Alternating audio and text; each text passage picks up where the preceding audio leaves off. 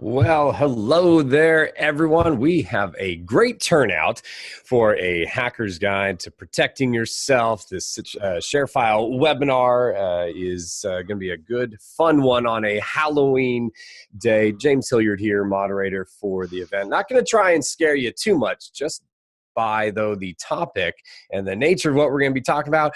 We might spook you just a little bit, especially if cybersecurity is something that you have to focus on a day-to-day basis. Alexander, welcome to you, sir. Thanks for taking time to join us. We got several Pauls on the line. Kim, welcome to both Kims on the line, Kevin and Chris, and many others out there as well. James Hilliard here, moderator for the event. Again, my thanks to the ShareFile team for sponsoring today's presentation and inviting Bryan Seley on board. He's the author of Cyber Fraud, The Web of Lies, and I'll share a little bit more about Bryan's backstory here in just a moment. But first, Bryan, welcome to you, sir. Thanks for joining me today.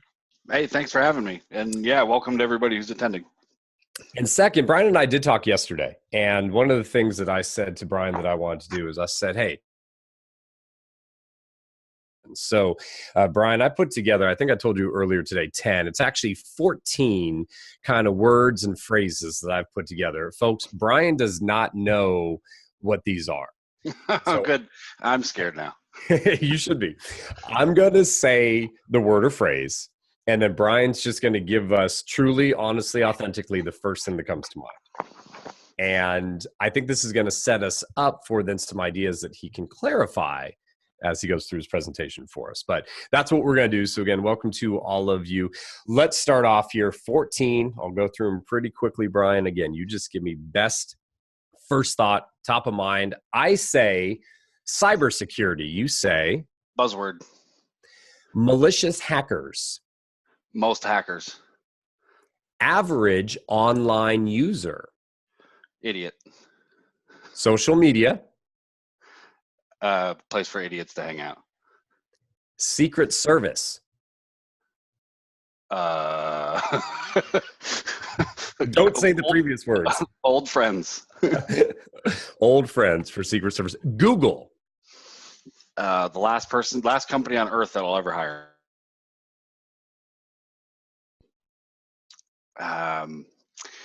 If you're backing up your stuff, it shouldn't matter.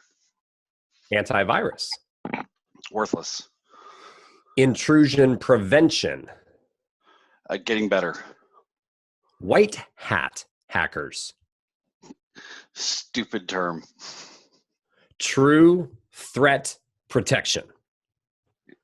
Unavailable. I'm letting that one sink in for a moment. Chief Information Security Officer.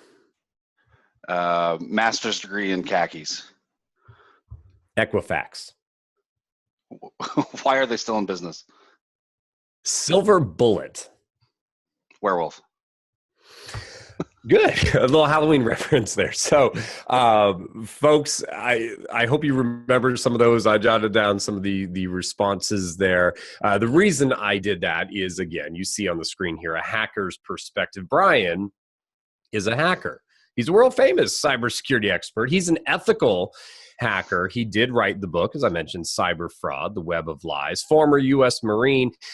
He's also got some gravitas. He's kind of bold because Bryan, right in front of, kind of showed them a hack using Google Maps early in 2014. Got him several hours of one-on-one time with said Secret Service agents. We're going to hear about some of that story. He found an exploit in LinkedIn.com, helped the company resolve that issue. His current company, he owns a security company, also has a blog called SeleySecurity.com, Chief Information Security Officer at J4 Capital. He has a lot of information to share with us today. Again, you might get a little bit scared, but the idea is to try and give you a current perspective of kind of what hacking looks like, what's going on, what we might be able to do to protect ourselves, the things we can do, tech we can use, things like that. So that's what we've got planned for today. Questions, comments, anything you have to share that you want to share, you can. You heard Bryan give some opinions as we went through that list. If there's something you agree with, share. If you disagree with, you want to take a different stand, you want to have a conversation, a friendly conversation about some of the ideas, feel free to use the Q&A in our tool to share those, and I'll mix those in as we go along. With that, Bryan, you've got an interesting story. You've got some great content to share with us, so why don't I throw it over? Cool. Well, thanks for having me, everybody. Yeah, that 14 question, that was a little nerve-wracking. Like, oh, what am I gonna say now? Because most of the time I don't even know. Well, yeah, I guess it started. I grew up kind of on the computer, and like you said, I'm a security expert. I kind of remained sort of anonymous until about 4 or 5 years ago, and was a Windows engineer, a lot of Office 365 stuff, Microsoft Link, Skype for Business, Exchange, really, super boring stuff. Let's see. Since then, I've gotten the opportunity to work with people like Mark Cuban and John McAfee, and that's part of why the antivirus comment was so prevalent. Because if you go on YouTube, you can find a video of John McAfee showing you how to uninstall McAfee antivirus, which is always funny. That guy's got a pretty good sense of humor. So I left high school in 2000, joined the U.S. Marines, ended up a linguist and an intel and counter intel. I went to Iraq for 2 years. I got back from Iraq and basically been on a computer since I was about 5, 6 years old. I mean, maybe even a little bit earlier. My sister was named Lisa after the Mac Lisa. And then that was kind of a dream come true. I got to send a copy of my book to Steve and Janet Wozniak. And the guy sent me his home address, and that was kind of a cool moment. It was like, oh my God, like if there's anybody I'm ever going to geek out to, it's not going to be a celebrity. It's going to be like Steve, or like Elon Musk. Yeah, and so now I'm teaching ethical hacking, speaking fairly often, usually traveling a couple times a month to talk at conferences. People seem to want to know what my opinion is on stuff, which is kind of hilarious. And that's me when I think I was like 2 or 3, and that mouse looks just freaking huge. But yeah, I've had a computer since I was a little kid, and instead of talking to girls and developing social skills, I learned how to use a computer, and now I'm 35. So what thrust me onto the sort of like the main stage was in 2014. I was arguing with Google, and the first article that came out was hacker intercepted FBI and Secret Service calls. So what ended up happening was Google said that there wasn't really an issue with their security for Google Maps, and I said that people were able to manipulate a lot of data, specifically to scam consumers. And Google said, well, we're Google and you're just you, so we're not really we're not really going to listen to you, and we're going to ignore you now. And there's no bug bounty for what you found. So instead of sort of moving on, I created a Secret Service location in the same spot as the real one in DC, and I created another one for the FBI in San Francisco. And instead, if you can look at the article, the screenshot shows that there's a 425 number for the Secret Service and the FBI, which is an area code here in Seattle. Those phone numbers actually were like a telemarketing number that you'd see on commercials for like lendingtree.com or whatever. And if you call the number, it records all the conversations for quality assurance purposes, of course. So once I had created those locations, I was able to flag the real locations by calling them spam from several different IP addresses and offline. And calls started coming in from people trying to reach the real Secret Service. And instead of going to me, I just routed it to the real switchboard. And that was federal wiretapping. And after about 40 calls came in, I started to freak out because I just realized I had done this without permission, and this is a very poorly thought out idea. I don't even know how better to explain it. It was the smartest and stupidest thing I've ever done. So fast forward to the next day, I had called a couple friends of mine to let them know what I was going to be doing. People I'd served in the Marines with and who are now FBI agents or local police. And I said, hey, if I end up in a bag in the back of a Crown Vic, please make sure that, at least someone knows.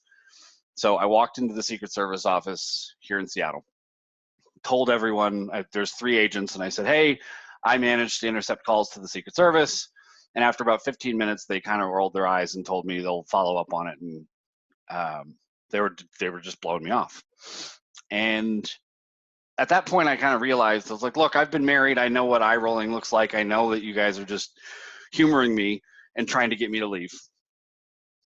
So why don't I just prove it? I'll leave. And they said, okay, fine. So I said, call the DC office of the Secret Service right now, and we'll see if I'm right. The guy pulls out his cell phone, and I was hoping he would use Google Maps to find the Secret Service location, because chances are he wasn't going to have that phone number saved into his phone. And so this is like a social engineering sort of David Blaine street magic kind of attempt. And luckily he used his phone, which was an Android, and used Google Maps, called the number, talked to the guy, and we only heard the agent in the room. So there's 2 other agents and I who weren't on the call.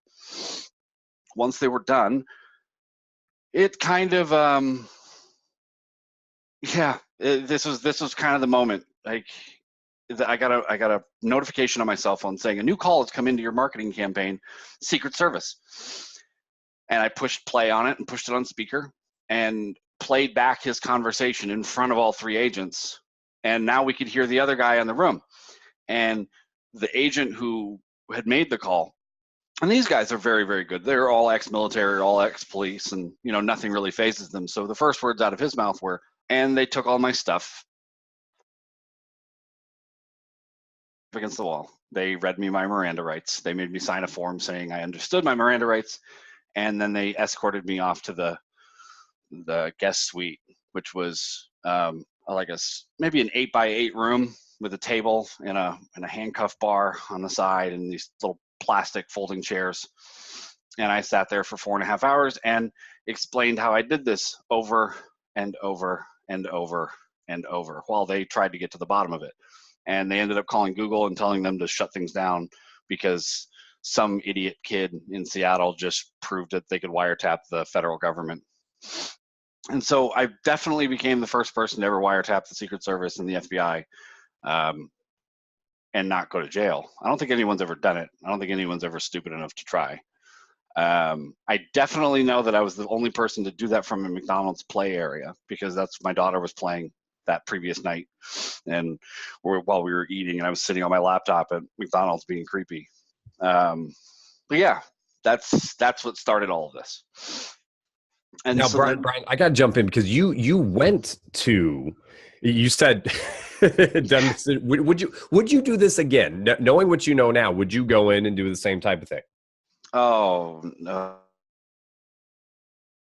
About that before, because this has made my career, but the risk, when I wrote the book, I had a chapter in the book about how I did it, and I got asked, or not asked, the Secret Service and the U.S. Attorney's Office here in Washington had a meeting with me and said, hey, there's a chapter in your book that tells how you did this. You should remove this. And I said, well, you can't tell me, this is freedom of speech. I'm not a constitutional law expert, but you can't tell me to do that. And they said, no, we can't. We would never infringe on your rights, but it would be a good idea because, if someone used that chapter to do what you did, they'll come after you and you'll go to jail for, I don't know how many calls you recorded, 40, you said? And I said, yeah, it was about that. And they said, well, it's 5 years per call, and I'm no math expert. Oops.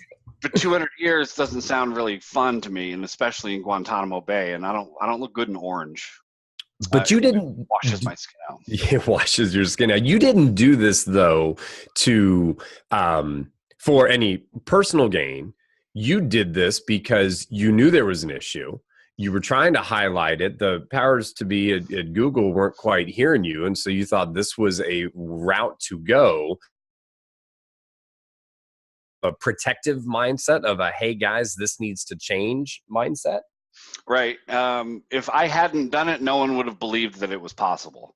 But this was kind of the only route in terms of solving that issue and getting people kind of on board and getting the powerful sort of people looking at it and going, all right, yeah, okay, this is definitely a problem. I would probably do it again. There might be some things I'd change, but there's so many different wheels and so many different pieces in play. It's just too hard to think about it. When I think about it, it gives me anxiety sometimes still. So we've heard the story, folks, and we got an idea of what the motivation was for Bryan here. As we said earlier, and this is a little tease to some of the things he's going to talk about in just a moment here, but I had said malicious hackers, and he said most of them, right? That was his response on the word association. So you did this. We're going to find out a little more perspective from Bryan in a bit here about what hackers really are looking for and the people they're looking to try and get some type of gain out of this. Bryan was trying to bring to light an issue that was going on that has not been resolved. So again, if you have questions, comments for him, get those into us as we move forward. And with that, Bryan, I'll put it back in your hands. Sure.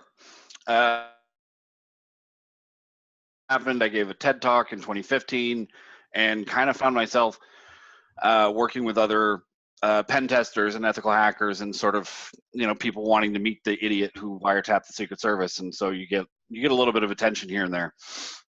And I got to be a part of these stories, which the one on the right, which is actually kind of smaller, but MBIA had $23 billion in accounts that was essentially available through an Oracle server vulnerability that hadn't been patched. So essentially this was Equifax on a larger scale. So if you're familiar with the Equifax breach, they had a lot of public-facing web servers, and one of the operating systems that was running those web servers had a vulnerability that was considered a severity level 10 out of 10 being the highest. And they didn't patch it right away. And people had been notifying them that you have a serious problem and someone's going to steal all this information. And someone even, went to, I think it was Vice, or it was some blog. Well, this happened with a piece of Oracle software that people same level as Apache wasn't responsible for people patching their own stuff. MBIA basically had $23 billion sitting in accounts where you could, my colleague and I figured out that we could go and submit forms which would allow us to become account holders on those accounts and wire money in and out with just sending in a PDF file. And also we found people who were part of the Defense Intelligence Agency. There was 24 or 25 people who were visiting the Port Authority of Maryland because of this same vulnerability. And so ultimately, this one Oracle patch that didn't get applied to thousands of different universities and government organizations exposed 22 million Social Security numbers. It exposed about 1 million people at the Texas Department of Child Protective Services. I think it was some other acronym, but Child Protective Services is what everyone understands. And you could see what happened to the kid, and you could see the kid's social, where the kid was moved from and where the kid was moved to, and the new home that the kid was being raised in with new foster parents, and their socials and their addresses. And the one that scared people, which made CNN with Jake Tapper, and I encourage you to watch that guy. That guy's an outstanding human being. There was a school district that had K through 12, and all the K through fifth grade, every kid who was allowed to ride the bus had this card with a picture of this kid and what the kid's height, weight, where the kid lived, what bus stop to drop him off at, what time the kid needed to be dropped off, who was allowed to pick the kid up. I mean, you had all the bio information about these kids and their pictures, and the only thing that you didn't know about the kid was were they afraid of clowns or did they like panel vans? Like it was the perfect amount of information to kidnap kids. And this happened at 3 or 4 different school districts across the country because people didn't know what they had. People didn't know that they had to patch their Oracle stuff because once they bought this really expensive software, they didn't hire experts. I don't know any Oracle server experts. I don't. And I've been in IT for a long time. So it just kind of goes to show you, like, some of these companies are selling software that's amazing, but then and people don't know that they have to continue patching and upgrading. It kind of blows my mind.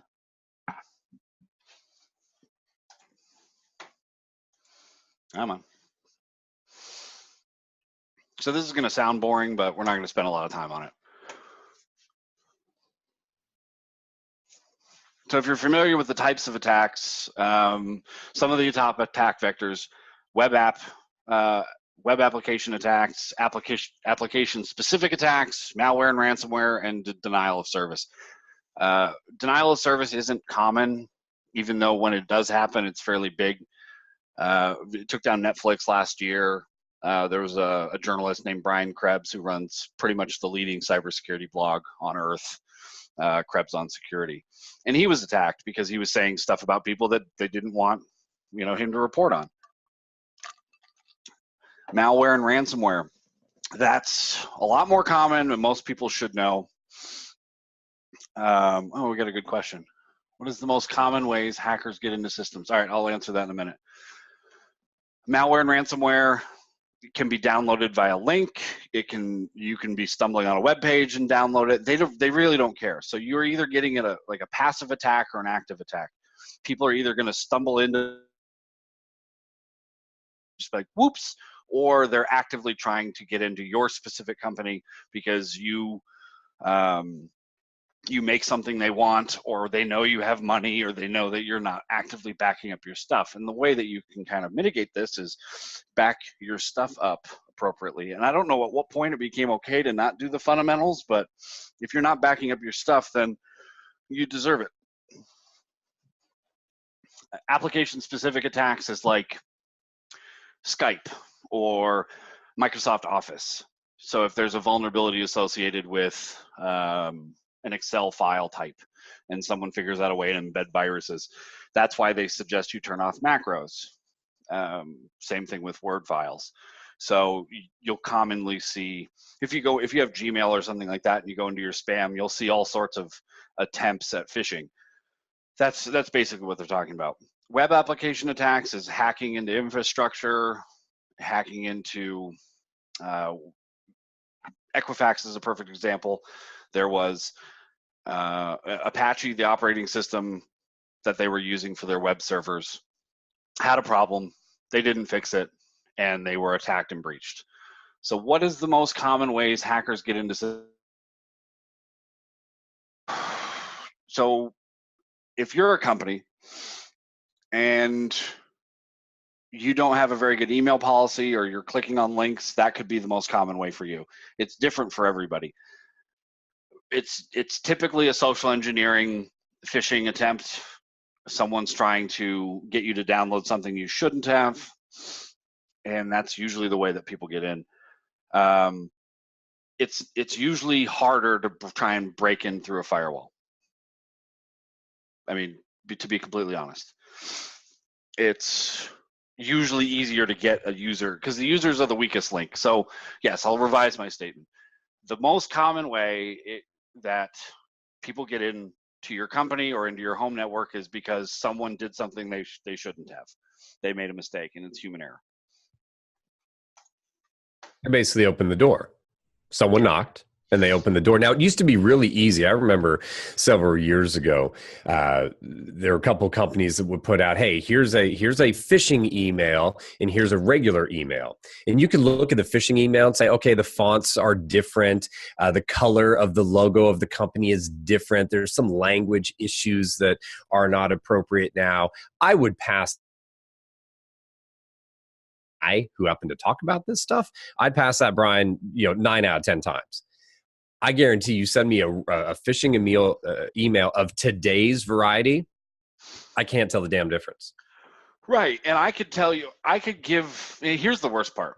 Let's say out of all the attendees on this webinar, and there's 256 people here attending, which is great. I'm wasting 300 people's time. That's hilarious. No, so there's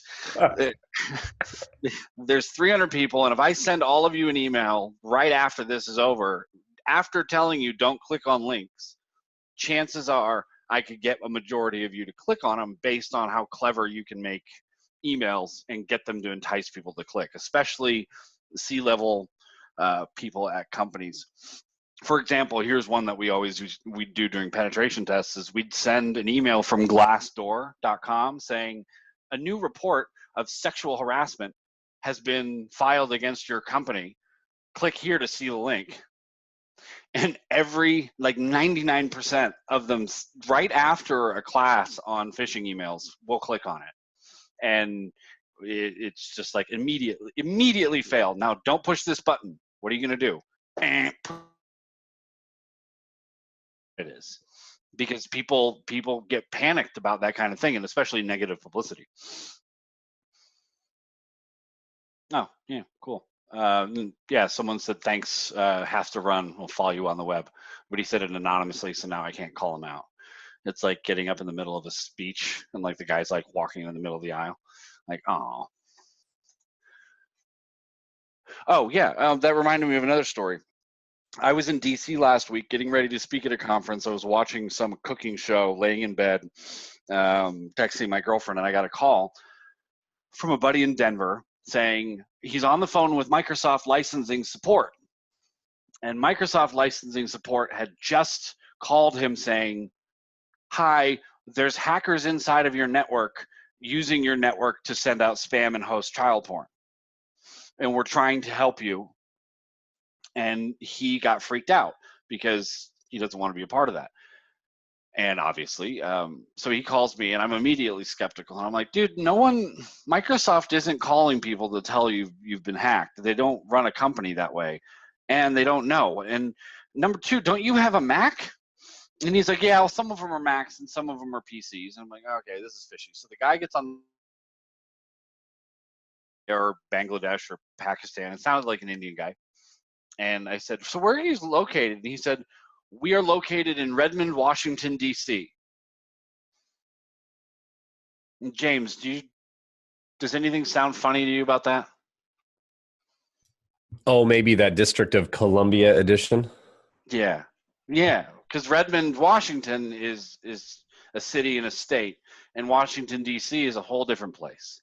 And the fact that he didn't know that, and that's where he was saying he was located. And then I told my buddy, I said, Mike, you just hang up. These guys are scammers. They're trying to get you to download something. And he's like, yeah, they sent me a URL, but it looked really legit.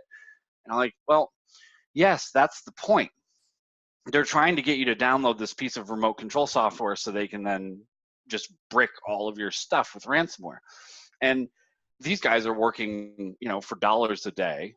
Yeah, so he eventually kept getting the guy on the phone, and he wouldn't listen to me. And finally, he's like, yeah, now they say they're from Best Buy Geek Squad. So I eventually hung up. On the same flight to that conference, this woman who was sitting next to me said that they've moved away from email completely and moved on to Slack. Don't ask, don't tell, and TMI. Oh, all right, fair enough. The CEO of this company said that they've moved all their communication to Slack. And anytime there's a money request or a transfer of funds, it has to be done over FaceTime or an audio phone call, because 2 to 3 emails go to the CFO every single week asking for a funds transfer. And it looks like it's coming from the CEO. And they've matched her signature, style of speech, like all the. So people are watching, whether it's LinkedIn, whether it's Facebook, they'll do their research because the payoff is tens of thousands of dollars. Okay, so all right, we've answered that, and we've answered that. Do you recommend a program called 1Password? I personally use LastPass just because it works with my phone and the different browsers and the different operating systems I've used.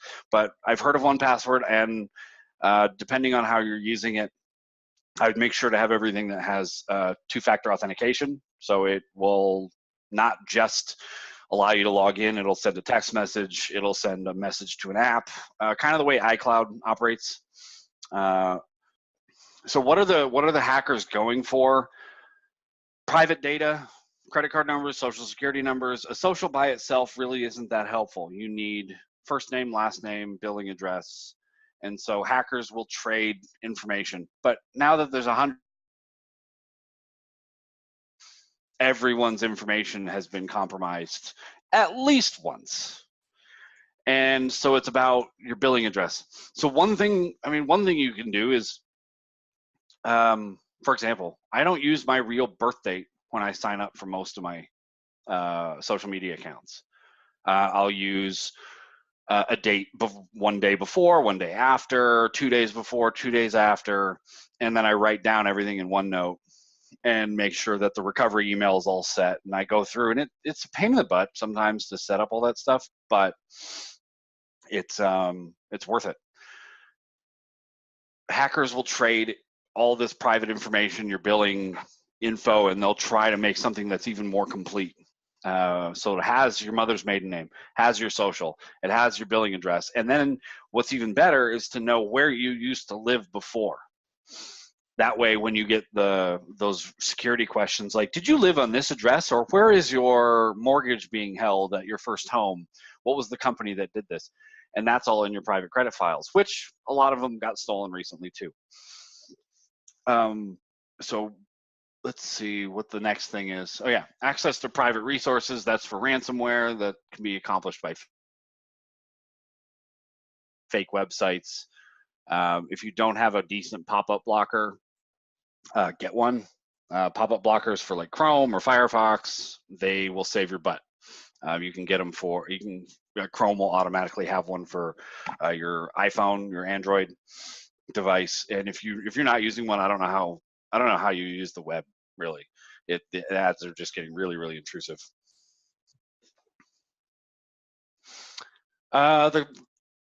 Information for further attacks, that was kind of like in number one, where people will combine information to try and make their monetization a little bit more effective. So that's where you get the researching into the CEO and her style of speech and what her signature looks like.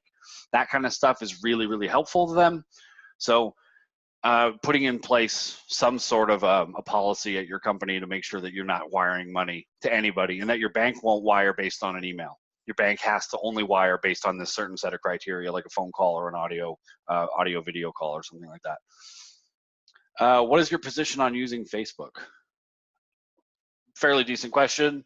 I use Facebook. I don't click on links unless I know the person personally. And even then, inside of a virtual machine when I'm at home. That way, if it's something malicious, or if it's a friend that's been hacked, because you don't know sometimes if it's a friend of yours or if they're just sending you some dumb video that the friend sent to them, or that's some stupid chain email, stupid chain letters. It's still happening. It just boggles the mind.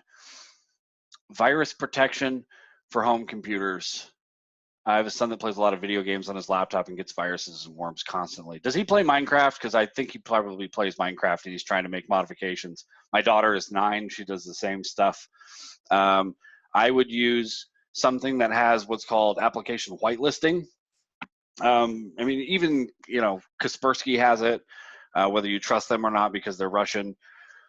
Application whitelisting is the only way to really stop viruses at this point. Antivirus only really works if it's seen that type of virus before, and that doesn't work anymore because viruses are now being sent to people or downloaded with a mechanism that encrypts the payload. So it encrypts the actual virus part, and the encryption is different every single time. So imagine I sent you a your antivirus functions as the guy going, all right, red box, got it. You open it up and it's like, oh no, spiders, this sucks. All right, now we're never going to open a box of this size, weight, and color. And tomorrow I'll just send you a blue box full of spiders. And the guy's like, is this red? Nope, it's blue. Open it. No, no, they got me again. You can only defend against something that you've seen before. It's like your antibodies in your body. So you have to get something that does a little bit better of a job. Application whitelisting only allows applications to run if they've been pre-approved. And it's built in with a lot of, Kaspersky, Symantec have it. Look it up. Windows has it, but it's not by default turned on.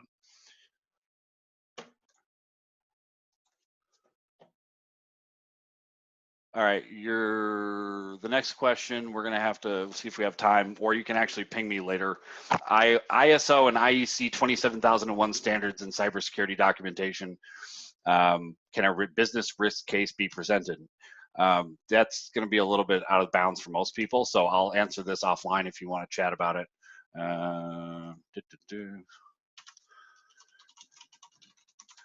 And that's my email, and you can email.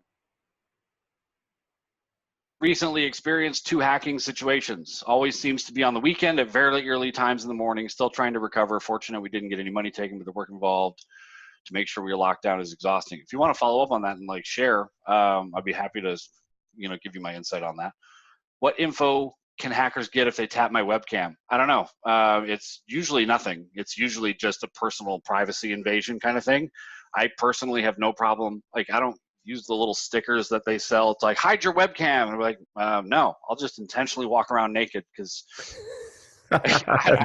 that'll scare them on Halloween. Yeah, I'm comfortable with my pastiness.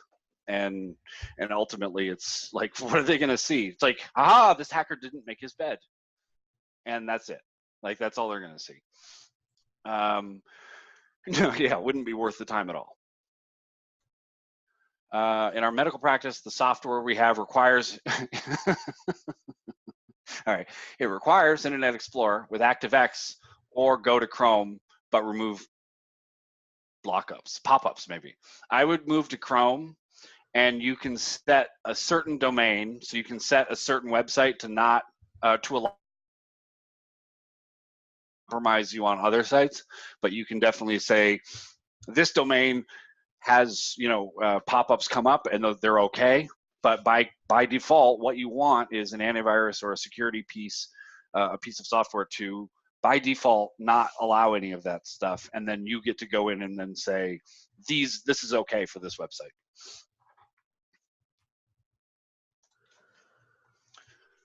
All right, we answered that. These are some good questions. Keep asking them.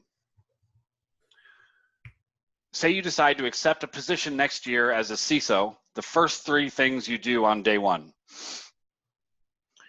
I want to know, the first thing is I want a good inventory of every device and all of the software that we're using, or we've got to hire a vendor or perform some sort of audit and inventory of everything there. I want to know what type of company it is and what regulations we're bound to.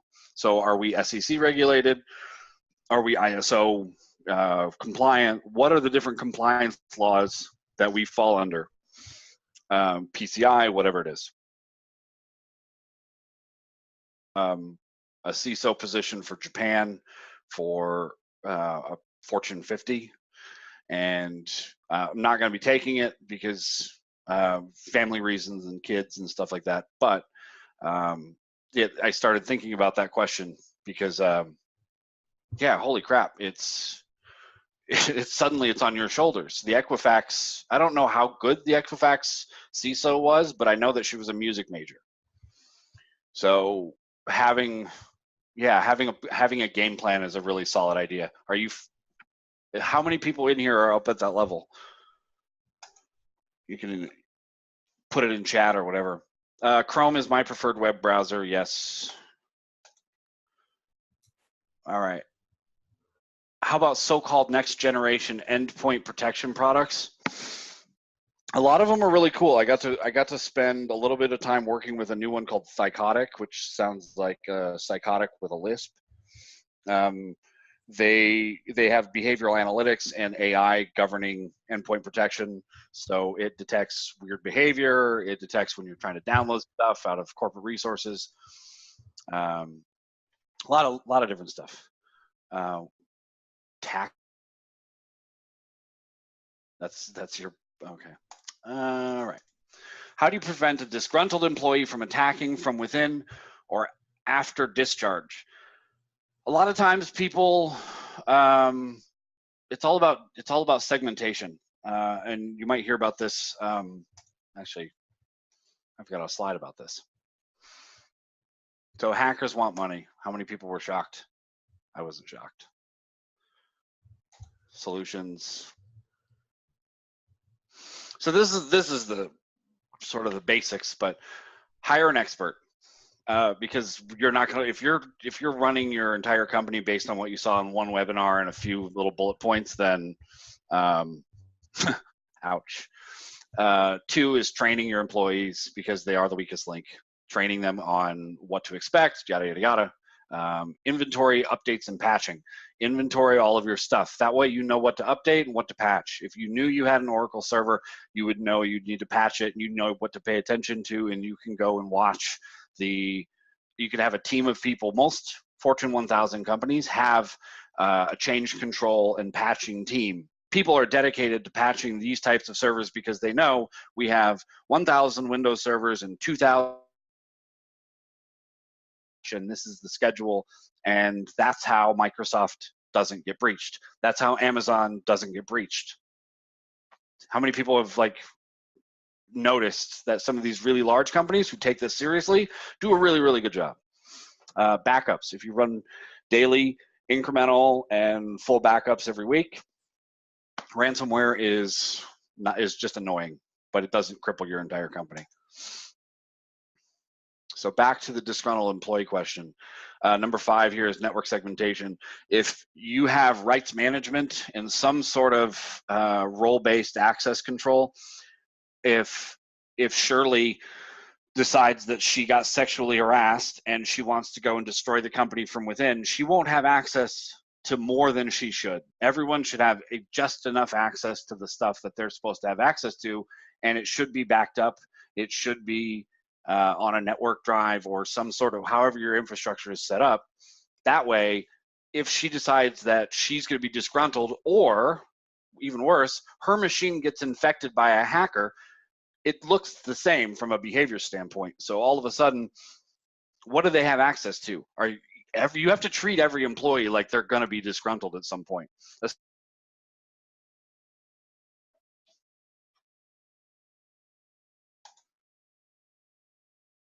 How about opening chamber that will contain a virus if there is one, like the Chamber of Secrets? Is this a Harry Potter question? If you open a virus and you've got application whitelisting and you've got a really strict policy, it won't matter if someone sends you a virus and you click on it. That's essentially the way it is. Do you remember disabling anything older than TLS 1.2? Yes, if you understand that question, yes.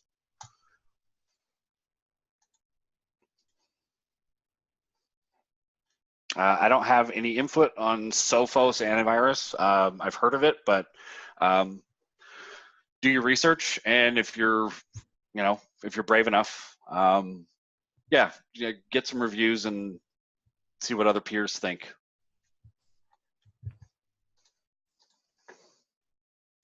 Or Bill Clinton. Some of you guys are pretty funny. I like it. A lot of other endpoint protection products have application whitelisting. They have network health, so they'll make sure that you've updated your stuff. So for example, if you work at Microsoft and you want to connect to the VPN and you're working from home, it will not allow you to connect until you've updated your software to a certain level, because a new patch is important. And these employees are not compliant. They could be infected. It's a way of quarantining and making sure that people aren't infected, and then can then infect the vast majority of people at work. What's your take on hiding IP address with something like Hide My Ass or another outfit.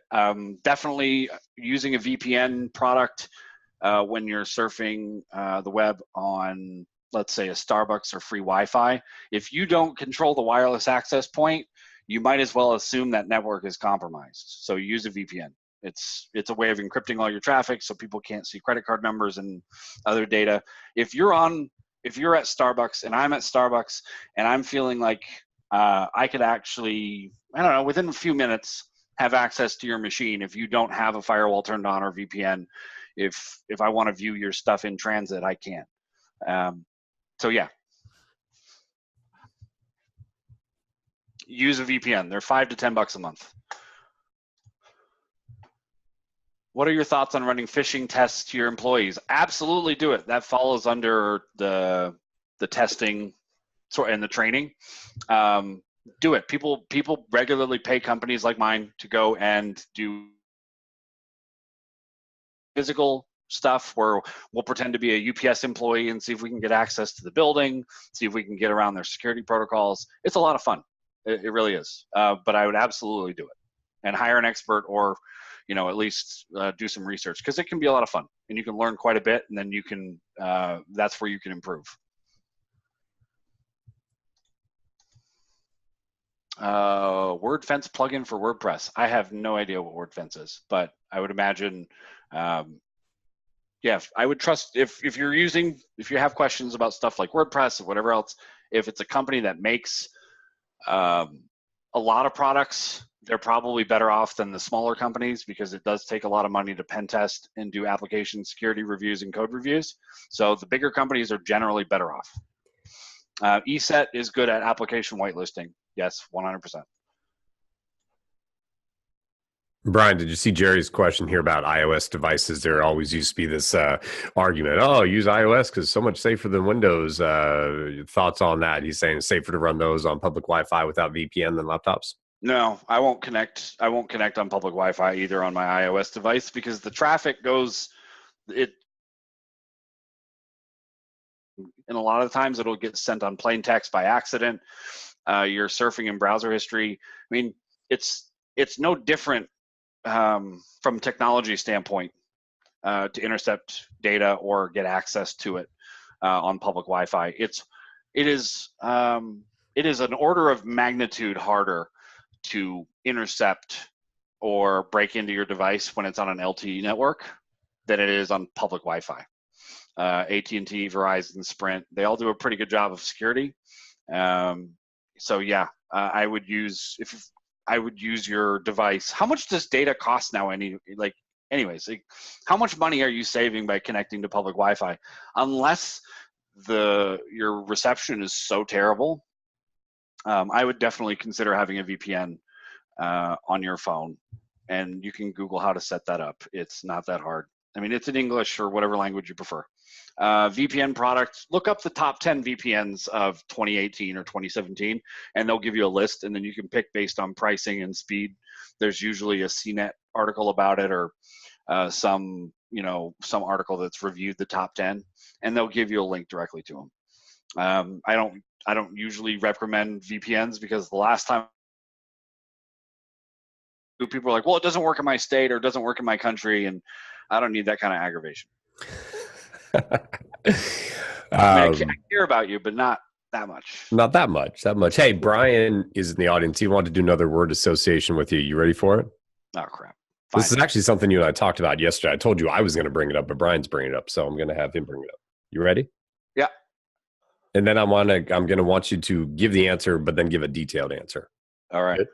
Cybersecurity insurance. Oh, scam. Why a scam? Detailed answer. Cybersecurity insurance. Insurance companies don't exist to make your life better.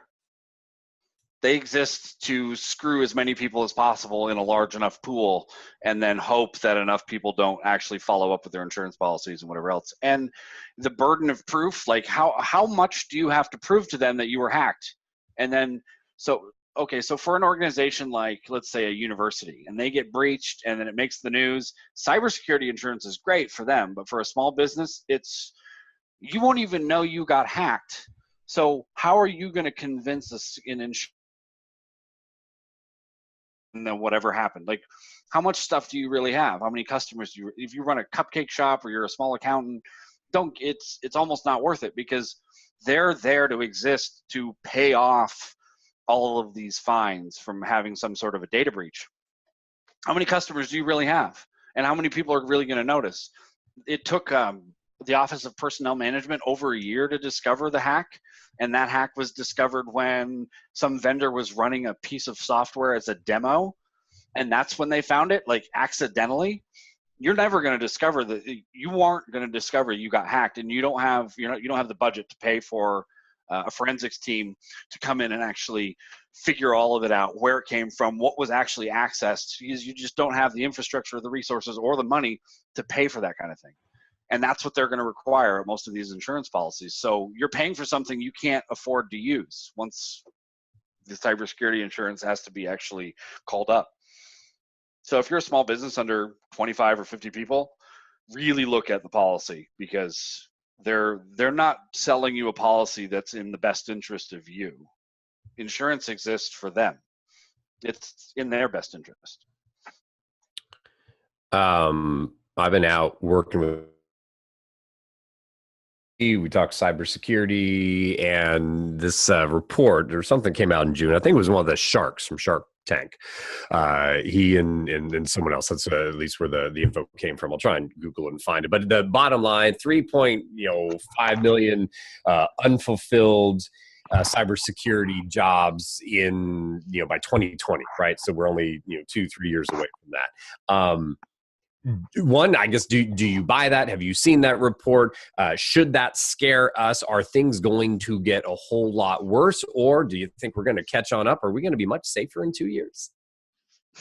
It's definitely getting worse, and companies are now starting to figure out how to build products. I got to work with John McAfee. I was appointed to his board, and now I'm doing a product testing of a pretty cutting-edge counter-hacking device called the Sentinel. I'm not paid to promote it. God, I wish I was. It would be.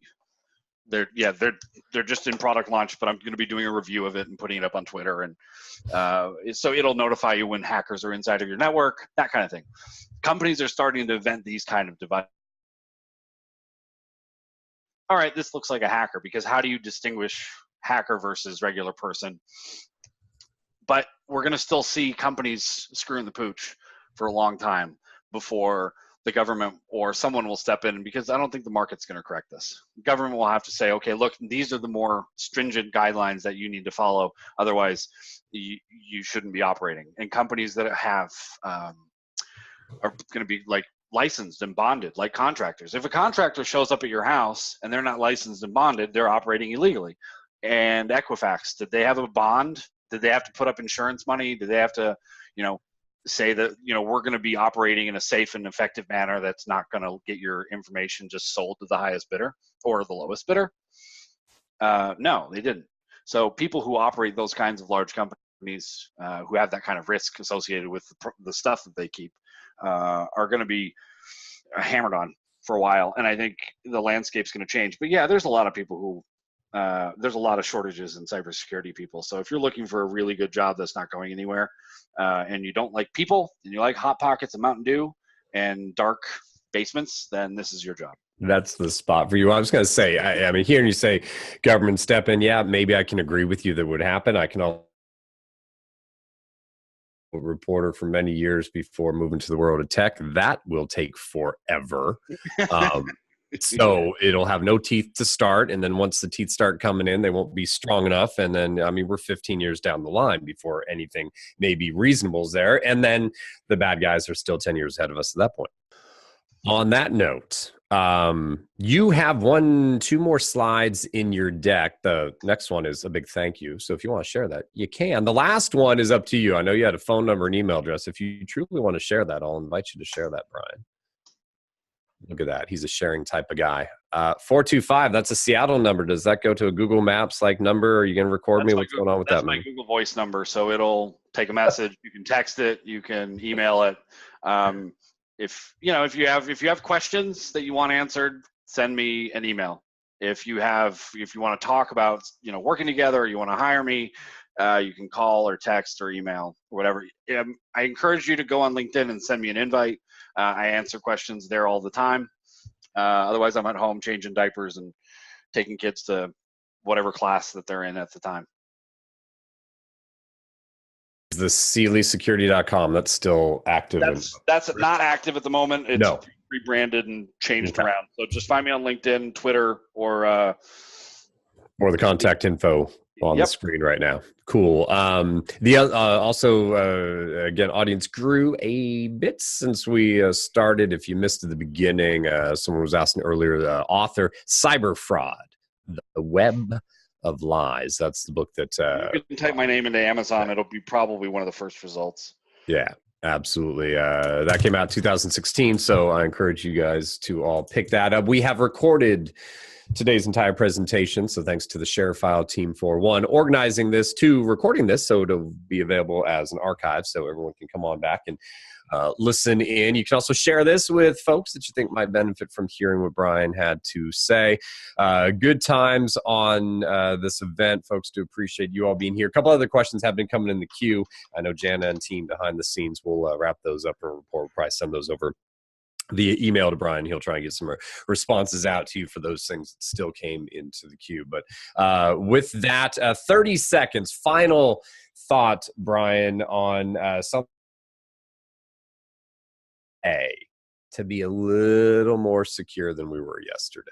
If you haven't gone and frozen your credit reports and your credit files, go and do that. If you had identity theft stuff, go and report it to the police, report it to the FTC. And if everyone starts doing that and loading the FTC with complaints, the more people who start complaining, the better. And it'll start to change the system. If no one complains, then they don't know that there's a problem.